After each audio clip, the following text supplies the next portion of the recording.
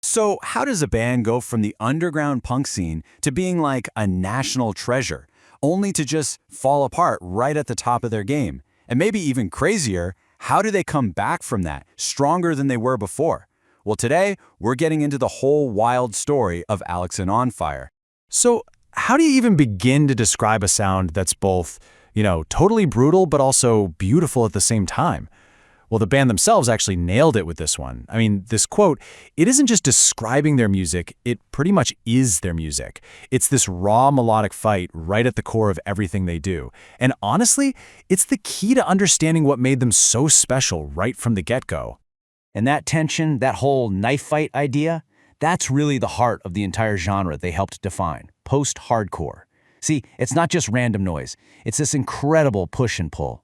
You've got George Pettit's absolutely ferocious screams on one side, and then Dallas Green's beautiful, soaring melodies on the other. That clash, right there, that became their signature, their secret weapon. All right, so where did a sound like that even come from?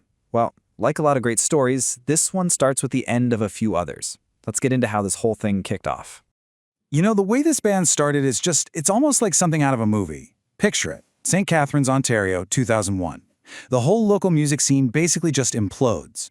You had 3 different bands, a metal band, a punk band, a rock band, and they all break up at the exact same time. It's wild.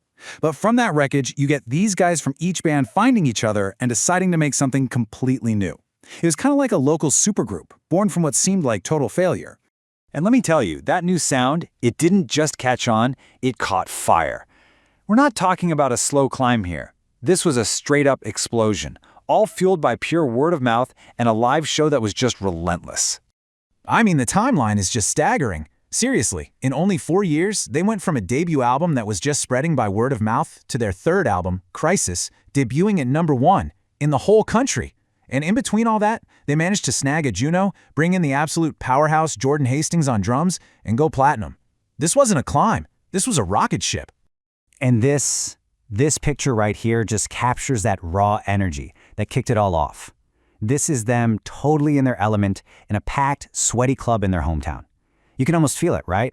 You can feel the heat, hear the feedback ringing in your ears, this chaotic, super intense vibe. That was the foundation for everything that came next. And hey, the numbers do not lie. Gold, then platinum again. Each album wasn't just, keeping the momentum going, it was cranking it up to 11. At this point, they weren't just some popular punk band anymore. They were on their way to becoming one of the biggest bands in Canada, period. But you know how these stories go.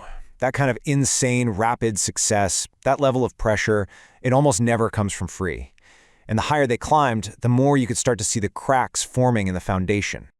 Yeah, this is really the turning point. All that incredible momentum that shot them to the top, it was about to become this impossible weight, pulling the band in 2 totally different directions. And here's the core of the problem. On the one hand, you have Alexisonfire, just absolutely exploding. But at the same time, Dallas Green's solo project, City in Color, was also taking off in a huge way. And it was the total opposite of Alexis, right? Quiet, acoustic, deeply personal, and it got massive. So suddenly, Dallas is living this double life, torn between the screaming, collaborative chaos of Alexisonfire and the quiet, solo spotlight of City in Color. And this is where you see the real human cost of it all. This wasn't just about, creative differences. This was about a guy's personal survival. Dallas Green himself said it. The strain was literally killing him. The pressure of trying to juggle 2 full-time, incredibly successful bands, it just became completely unsustainable. And then it was over, or at least it seemed like it. In August 2011, the announcement came. Alexisonfire was breaking up, and they didn't pull any punches. The statement basically said it was because Dallas and Wade were leaving, and it was described as not amicable. For the fans, it was just a sudden, really tough pill to swallow. But of course, the story doesn't end there. Not even close. In fact, what looked like the death of the band was really just setting the stage for one of the most unexpected comebacks. Let's get into it. So in 2012, they head out on a farewell tour. And this was supposed to be it, the final curtain call. A really emotional final goodbye for everyone, for the band, and for the fans who felt totally blindsided by the whole thing. But a funny thing happened on the way to the breakup. The demand to see these last ever shows was just out of this world. What was supposed to be a little 9-date tour just exploded into this 30-show global trek. It was so clear that the band being gone had only made the fans want them more. And you have to think, it probably reminded the guys in the band just what it was they were giving up. I mean, just look at these two pictures side by side. They really tell the whole story, don't they? On the left, you've got that raw, chaotic energy of a band just exploding out of a tiny club. And on the right, it's the same fire, but now it's this massive, controlled burn, commanding a huge festival stage. It's the whole journey, right there, from pure potential to absolute power. So it turns out that farewell tour, it actually healed some old wounds. They did a couple of one-off reunion shows after that. And then, at Riot Fest, in their home province of Ontario, Wade MacNeil gets on the mic and just makes it official. Alexisonfire was back. Not for just another tour, not as a one-time thing, they were back. So, what do you do when you're a band that breaks up and then comes back from the dead? Well, for Alexisonfire, the answer was not to just become a nostalgia act playing the old hits. No, for them, it was about finishing what they started. Just let this number sink in for a second. 13. 13 years. That's how long it was between their fourth and fifth albums. I mean, a whole generation of fans grew up in that time without a single new song. Can you even imagine the pressure to come back after more than a decade and deliver something that lives up to that legacy? It must have been absolutely insane. And they didn't just come back. They came back as this vital, powerful force of nature. They weren't just some legacy band playing the hits. No, they were headlining huge international festivals, proving to everyone that they were more relevant than they'd ever been. The fire, you could say, was far from out. And then came the proof in the pudding. First, a new song in 2019, Familiar Drugs. Then, in 2022, we got Otherness, the full album that fans honestly thought they would never, ever get. And the best part?